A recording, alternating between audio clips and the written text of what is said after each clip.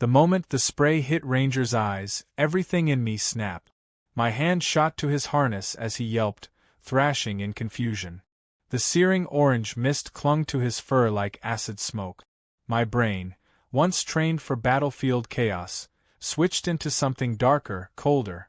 Karen stood 10 feet away, shaking a pink canister of pepper spray with the smug grin of someone who thought they'd just saved the world from a monster. What she didn't know was that she had just attacked a federally registered service dog in front of a federal prosecutor. Me. Her face twisted as I pulled out my phone, not to call 911, but to contact the U.S. Attorney's Office directly. This wasn't just about my dog anymore. This was war. 3 weeks earlier, I'd moved into the Maple Ridge community. Half-acre lots, tightly trimmed hedges, and just enough space between homes to avoid your neighbors if you played your cards right. That's exactly what I was after. As a disabled vet with PTSD, I'd learned how to coexist with the world in small, controlled doses.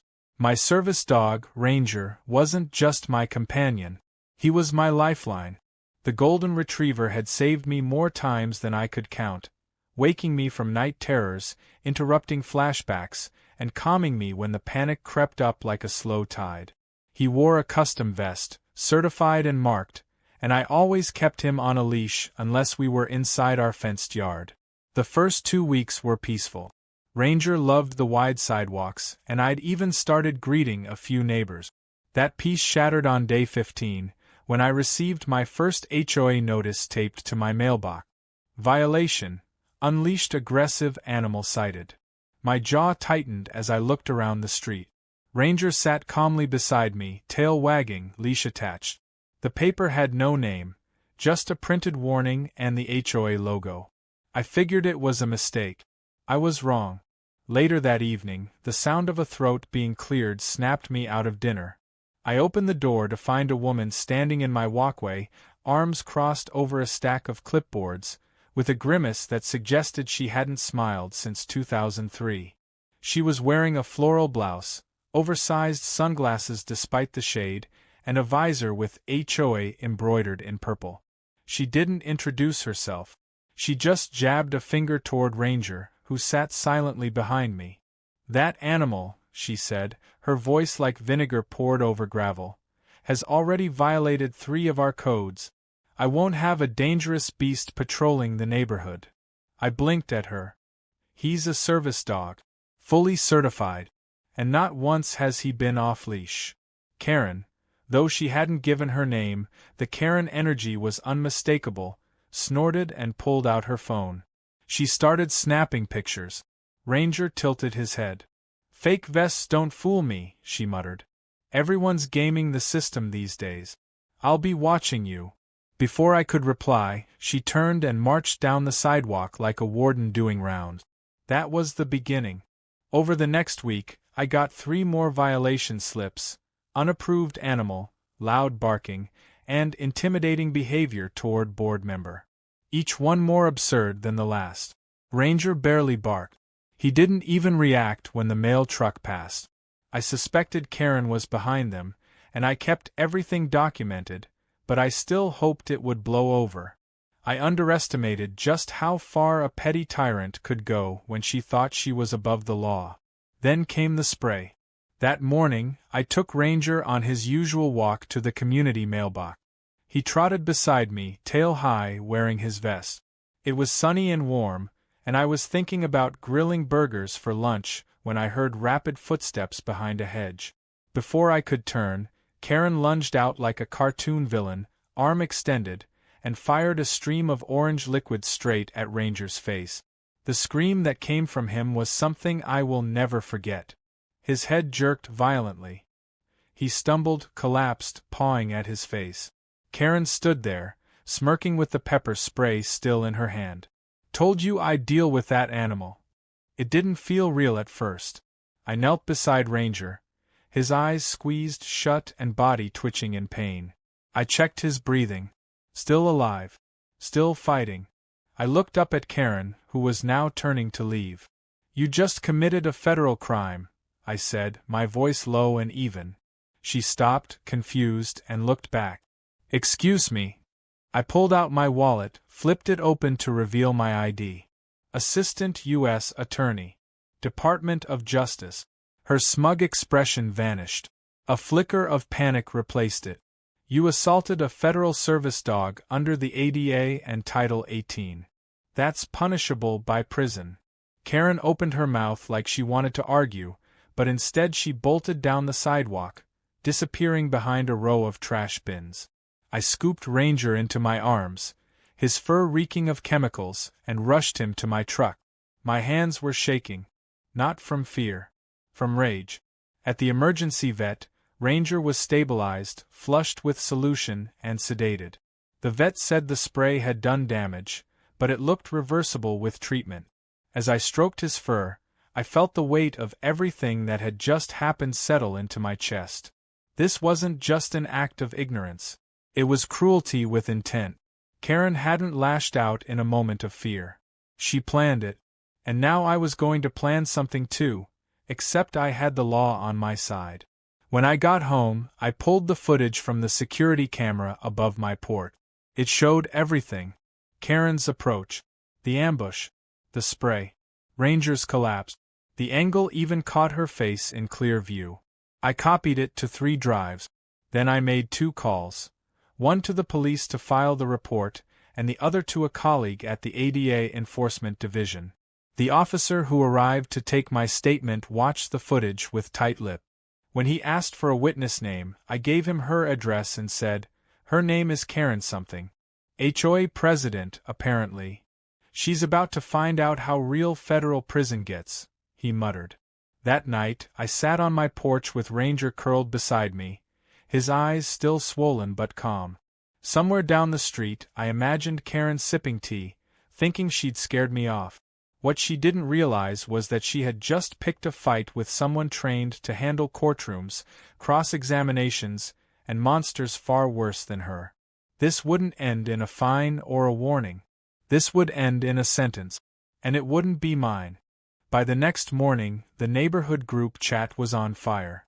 Screenshots from my security footage had somehow made their way online, and while I hadn't posted them myself, someone clearly had access. Most likely the officer who took my statement, or one of the residents who caught wind of what happened. Either way, the images were damning. Karen was frozen mid-spray, her face contorted in gleeful rage as the mist engulfed Ranger. The reactions were immediate and brutal. People who had once backed her as the HOA president were now distancing themselves like she was radioactive.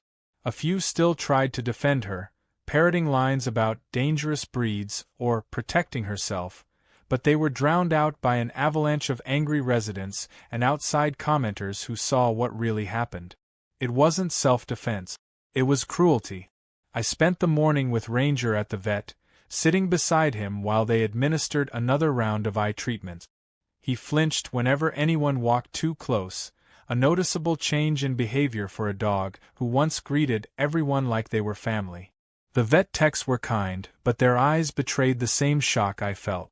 They'd seen animals injured in accidents, neglected by careless owners, but rarely did they see deliberate harm inflicted on a trained service animal. One of them leaned in and whispered, "I hope you make her pay for this." I gave a quiet nod. That was the plan. When we returned home, a bright orange envelope was taped to my door. Another HOA citation. Failure to control a dangerous animal. Final warning before fines escalate. I actually laughed out loud when I read it. Not because it was funny, but because of the audacity. Karen had just assaulted my dog with pepper spray, and now she was doubling down by trying to fine me. She clearly didn't understand how deep she'd already dug herself. I took a photo of the citation, added it to the digital evidence file I was compiling, and forwarded everything to my friend Melinda at the U.S. Attorney's Office. She specialized in ADA enforcement and civil rights cases, and within minutes, she replied with a 2-word message. "I'm on it." Karen must have sensed the walls closing in, because she went into overdrive trying to shape the narrative. That night, she posted a lengthy essay in the HOA's official forum, calling me a dangerous agitator, who was weaponizing a dog to intimidate residents. She claimed Ranger had lunged at her and that the pepper spray was an act of self-preservation. She even attached blurry cell phone photos of Ranger midstride, trying to frame them as proof of aggression. But her story had holes wider than her sunglasses. Ranger was never off-leash. My camera footage contradicted everything she claimed, and the vet's statement clearly described chemical injuries consistent with a close-range assault. Still, Karen had her loyalists, 3 or 4 board members who owed her favors or were too scared to cross her.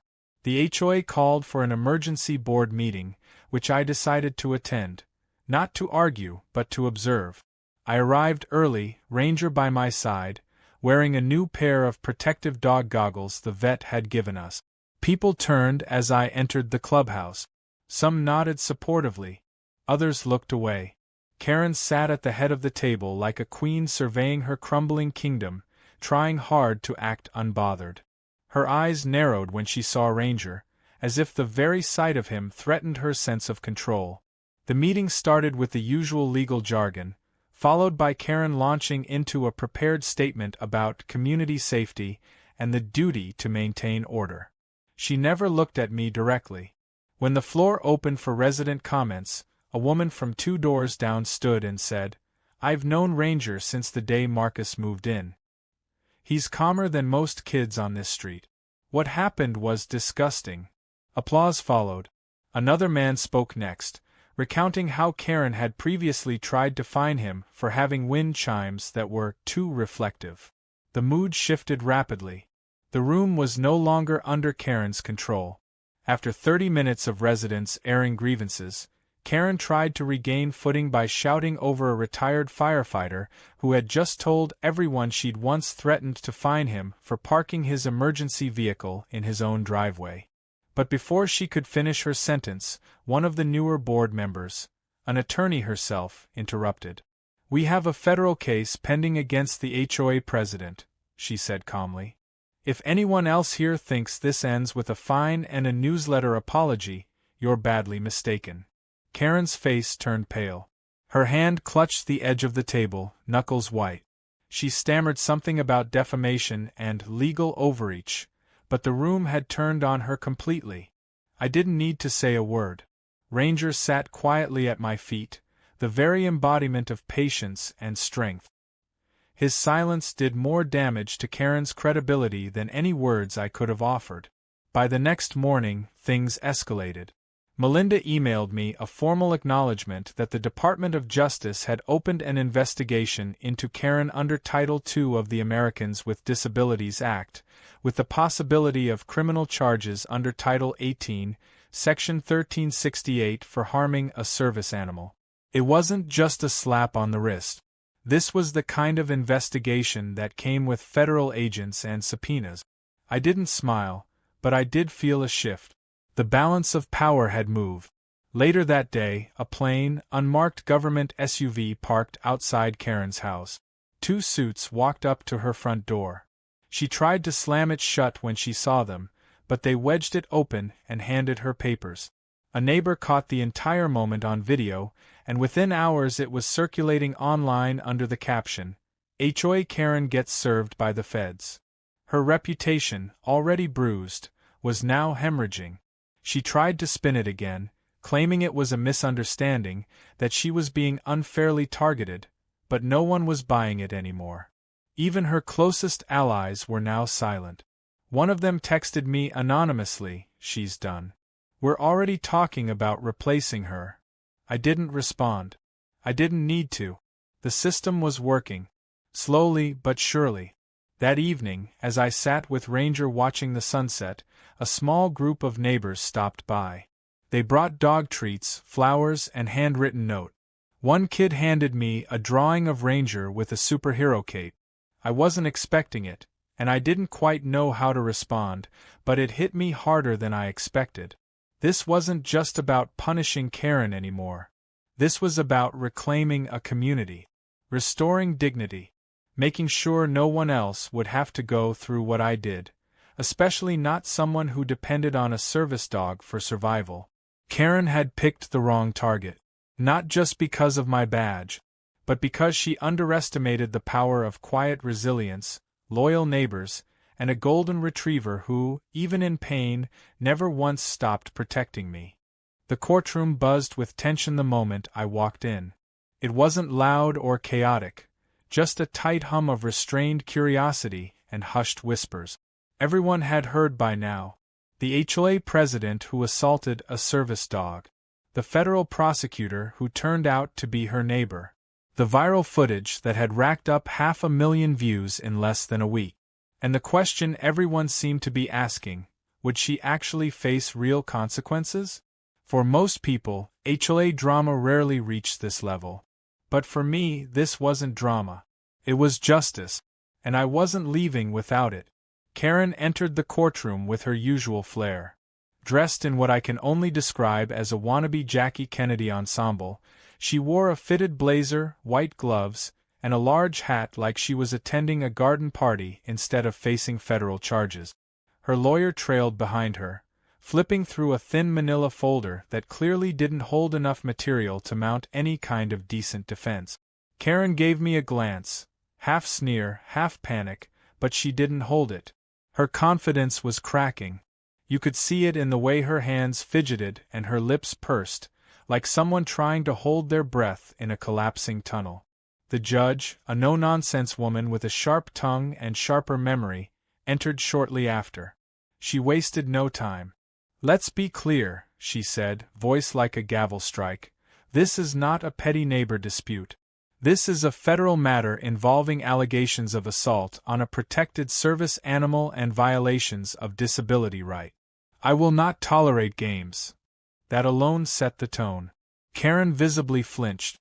Her lawyer rose shakily and requested a dismissal, arguing that this was all a misunderstanding blown out of proportion by internet hysteria. The judge stared at him for 5 full seconds before asking, "Are you seriously suggesting that viral outrage somehow nullifies federal law?" The motion was denied before he even sat back down.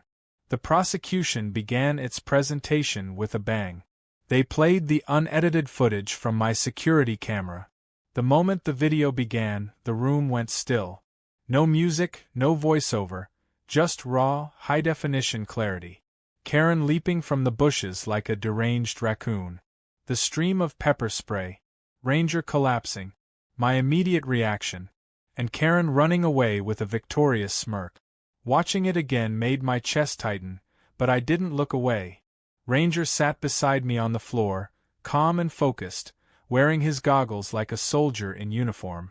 The prosecutor didn't need to dramatize anything. The facts spoke for themselves. They introduced Ranger's medical records next, detailing the extent of the damage. Corneal abrasion, respiratory inflammation, chemical burns. They had the vet testify, a composed woman who outlined how the spray had clearly been deployed at close range with no provocation. Karen's lawyer attempted to cross-examine but stumbled over his own questions. At one point, he tried suggesting the dog could have startled Karen, to which the vet replied dryly, "If by startled, you mean standing still and facing away, then yes." Terrifying. Then came the surprise. 2 former members of the HOA board stepped forward.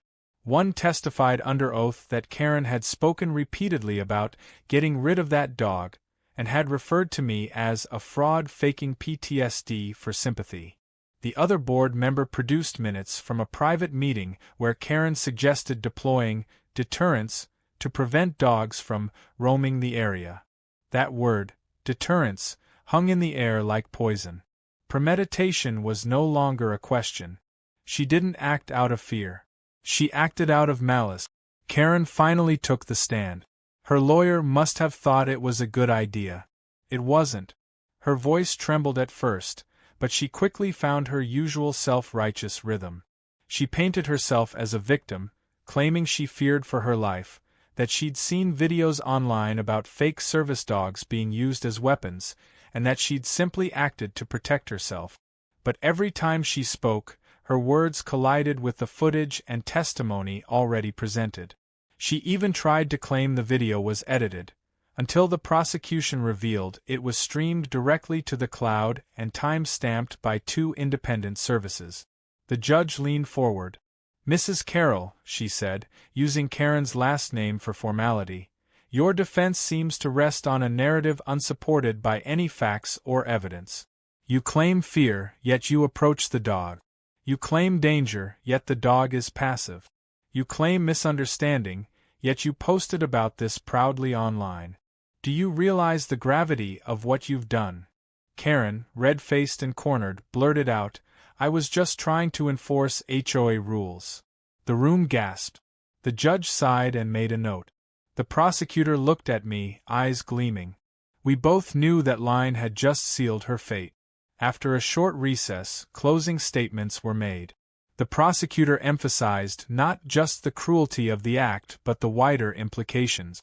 What message would it send if someone could harm a service dog and walk away with a warning? How many more veterans, people with disabilities, would be targeted because someone like Karen felt empowered by impunity? The final words were simple. This case isn't about a dog. It's about dignity, protection, and the line we draw between entitled ignorance and lawful accountability. The judge adjourned the court for the day and scheduled sentencing for a month later. Outside the courthouse, news cameras swarmed. I didn't speak to them. I didn't need to. The footage spoke for itself. Ranger walked beside me, head held high, goggles slightly fogged, still dignified. People reached out to pet him, and he allowed it. He was calm again. Whole again. But the wound, both his and mine, was far from healed. Back at home, I sat on the porch with a cold drink and watched the sun begin to fall behind the houses. Ranger rested his head on my boot, eyes closed but alert as always. My phone buzzed with texts from fellow veterans, disability advocates, and even strangers thanking me for standing up, for not letting it slide, for making sure someone like Karen didn't get to rewrite the rules because of a clipboard and a bad attitude. For once, I didn't feel like I was alone in the fight. And that courtroom, where justice had been aired out in broad daylight, felt less like a battleground and more like a turning point. Karen thought this was a petty power struggle. She didn't realize she was dealing with someone who had fought wars, both on the field and in the system. And unlike her, I wasn't afraid of a fight that mattered. The legal war was far from over. Sentencing was next. And after that, the civil suit. But as I sat there with Ranger beside me, I didn't feel rage anymore. Just resolve. Because the wheels of justice had finally started to spin. And Karen, for the first time in her life, couldn't do a damn thing to stop them. The days following the hearing unfolded like the slow collapse of a crumbling statue, loud cracks hidden beneath a calm exterior.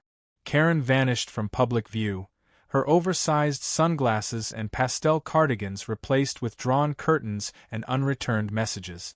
The once confident ruler of Maple Ridge was now a ghost in her own home, spotted only through slits in her blinds as she peeked out at the neighborhood that had turned against her. A few of her loyalists attempted to run interference, but most quickly jumped ship, eager to distance themselves before her name became synonymous with disgrace. Rumors swirled that she had even tried to resign from the HOA, but the board rejected her resignation until the federal investigation was complete. They wanted her to face it all, right down to the last minute of accountability. Meanwhile, the HOA board, which once operated like Karen's personal echo chamber, began to fracture.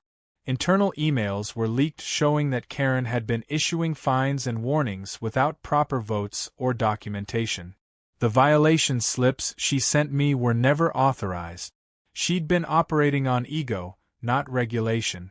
As the residents began learning how manipulated they'd been, outrage boiled over.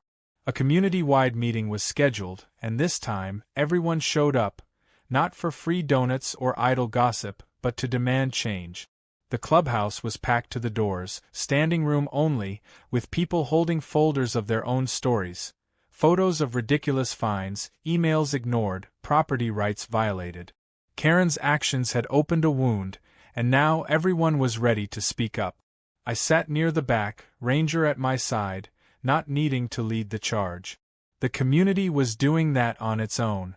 One by one, neighbors stood up and recounted how Karen had harassed them, threatening to fine a woman for using a wheelchair-accessible ramp without prior aesthetic approval, or reporting a military family for flying an American flag that was too large.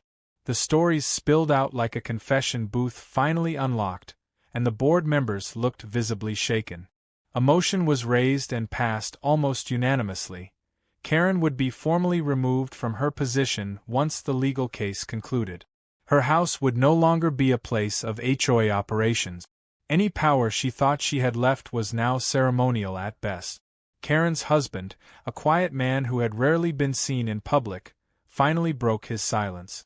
One morning, he came to my door with a manila envelope in his hand. He looked exhausted, like someone who'd been carrying weight far too long. Without preamble, he handed me the envelope and said, "I'm not here to apologize for her.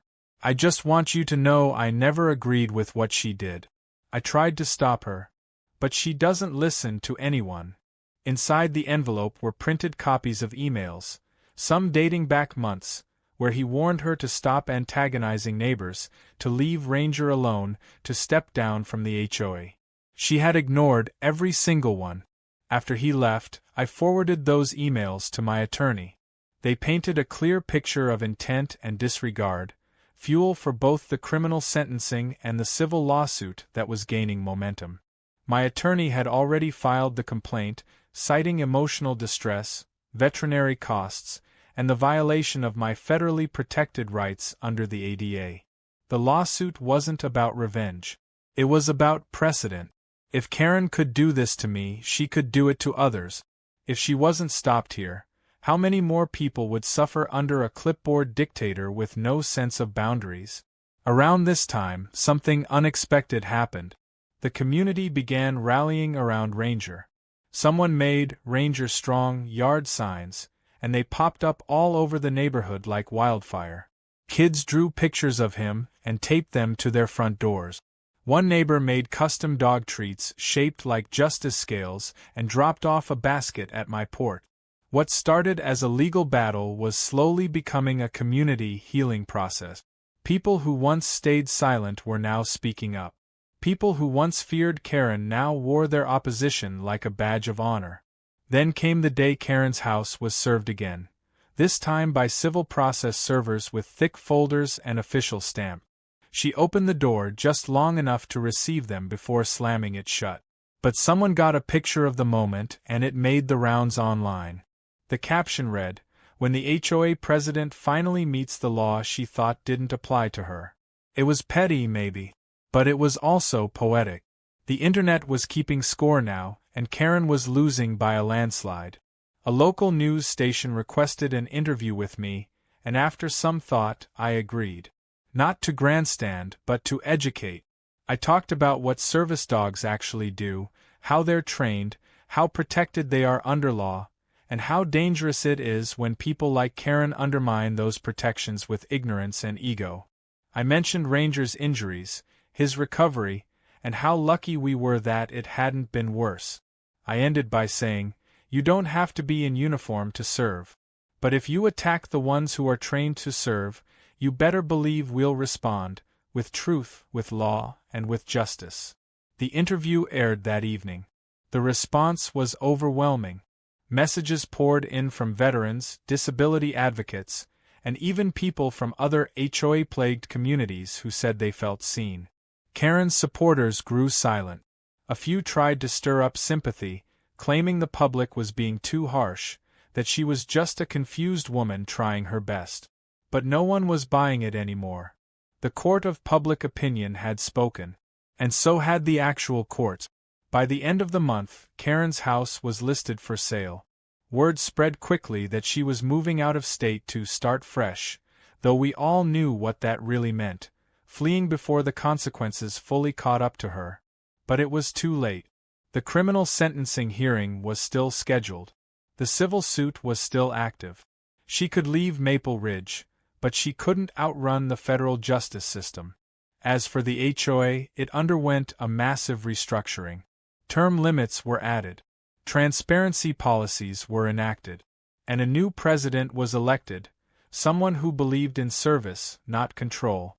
At their first meeting, they announced a new community initiative: the creation of a dog-friendly park in the unused Greenbelt section.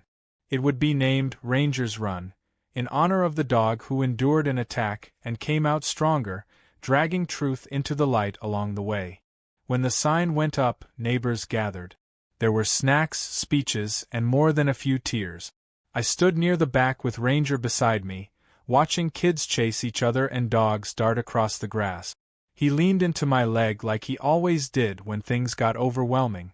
And for the first time in weeks, the tension in my chest loosened. Justice wasn't just a word or a courtroom. Sometimes it looked like a golden retriever lying in the sun, knowing he was finally safe again. The sentencing day arrived like a storm front, heavy with anticipation, thick with finality.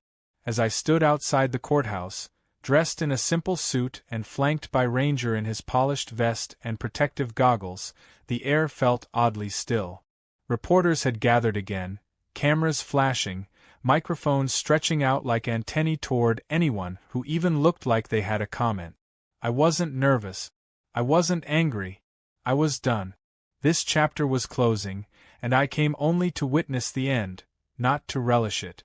The doors opened at precisely 9, and we filed in silently. Karen arrived shortly after, escorted by her attorney and looking like she hadn't slept in weeks. Her usual confidence was gone. No makeup, no blazer, just a pale face that sagged under the weight of what was coming. Inside the courtroom there was no jury. This was a sentencing hearing, not a trial. The judge, the same one who had overseen the case from the beginning, looked over the docket with sharp eyes, then began summarizing the offenses. Federal assault on a service animal, interference with ADA-protected right, falsification of HOA procedures. The charges weren't just symbolic. They carried real weight, and now that weight was about to come crashing down on Karen. Her lawyer attempted a last-minute plea for leniency, citing her community involvement and momentary lapse in judgment. But the judge was unmoved. "You escalated a personal vendetta into a federal offense," she said. "You abused your position, harmed an innocent animal, and endangered a veteran who depends on that dog for daily survival. This was no lapse. This was a pattern." Then she gave Karen the opportunity to speak. It was her last chance to show remorse, to say anything that might shave time off her sentence. Karen stood up slowly, gripping the edge of the table like she needed it to stay upright. She glanced around the courtroom but avoided my eyes. Her voice was hoarse when she began. I didn't mean to hurt anyone. I thought I was protecting the neighborhood. I made a mistake. It was weak, hollow. The judge didn't even write anything down. And when Karen finished, she sat back down with the slump of someone who knew it hadn't helped. The judge spoke clearly and without hesitation. "Karen Carroll, you are hereby sentenced to 7 years in federal prison. You will serve no less than 5. In addition, you are ordered to complete 200 hours of mandatory community service within a federal facility, focused specifically on disability rights, education, and animal welfare. Restitution in the amount of $35,000 for veterinary and legal costs is to be paid to the victim." There was a collective intake of breath from the room. Karen gasped audibly and began to cry, but the marshals were already walking toward her. They stood on either side and instructed her to turn around. Her hands were cuffed without ceremony. She was led away silently, no words spoken between us, no second glance. Just the sound of shackles and the echo of everything she thought she controlled falling away forever. The moment the door shut behind her, it was over. I exhaled, slowly and deeply, then scratched behind Ranger's ears. He didn't understand the technicalities, but he knew peace when he felt it. And today he felt it. A week later, we finalized the civil case. My attorneys worked out a settlement agreement that was as efficient as it was devastating. Karen's assets, What was left after legal fees and restitution were liquidated to satisfy a $750,000 judgment in my favor. A portion of the settlement was paid by the HOA's liability insurance, which caused another internal scandal among board members, but I stayed out of it. The money wasn't about revenge. It was about making sure no one else would have to go through what I did. I used a chunk of it to fund service dog training programs for disabled veterans. Another portion went into a legal aid fund to help people with disabilities fight HOA abuses. The rest? I barely touched it. It sat in an account with Ranger's name as the beneficiary. Karen's house sold at auction within a month. Her name was officially removed from every HOA record. Her family never showed up for the final move-out, and it was unclear where she'd serve her sentence. Some said it was a low-security facility, others believed she was being moved to a location where she'd work with therapy animals as part of her mandated education. The irony was thick enough to cut with a knife. The community transformed. Ranger's Run became more than a park. It was a symbol. Families gathered there every weekend. Veterans came with their service animals, knowing they were safe and respected. The HOA hosted a public event in the park to unveil a mural painted by local schoolchildren, a tribute to service dogs across the country. It showed Ranger standing proudly atop a hill, a sunrise behind him, and the words "Loyal, Brave, Beloved" painted in wide brush strokes above his head. I hadn't expected it. When they asked me to say a few words, I kept it short. This isn't about one dog or one case. It's about what happens when a community stops being silent, when it protects its own. Ranger never gave up on me. And I won't give up on any of you. Ranger's personality slowly returned to what it was before the attack. The flinching stopped. The hesitation around strangers faded. He'd learned to trust again, because the world around him had learned to change. People stopped seeing him as just a dog. They saw him as a protector, a survivor, and a symbol of quiet strength. I started receiving letters from across the country, some from people I'd never met. Veterans, dog handlers, disabled advocates. They shared their own stories, thanked me for speaking up, for going to court, for refusing to let Karen's attack disappear into paperwork and excuses. The letters always ended the same way, with some variation of, "Give Ranger a hug for me." In the end, it wasn't about punishment. It wasn't even about winning. It was about drawing a line that said no matter how loud, entitled, or powerful someone believes they do not get to trample the rights of others. They do not get to spray a service dog and walk away. They do not get to be the storm in someone else's safe place. Karen thought she owned the neighborhood. But what she never realized was that respect, unlike authority, can't be demanded. It has to be earned. Now, every morning, Ranger and I walk past the park on our usual route. He pauses by the mural, tail wagging, nose twitching at the sense of other dogs. Sometimes, a kid will run over and hug him. Sometimes, a neighbor waves. And every time I see his shadow stretch out in front of me on the sidewalk, I'm reminded that some battles aren't about combat, they're about conviction. And thanks to one entitled HOA president, a bottle of pepper spray, and a very good dog, this neighborhood finally found its spine. And I finally found my peace.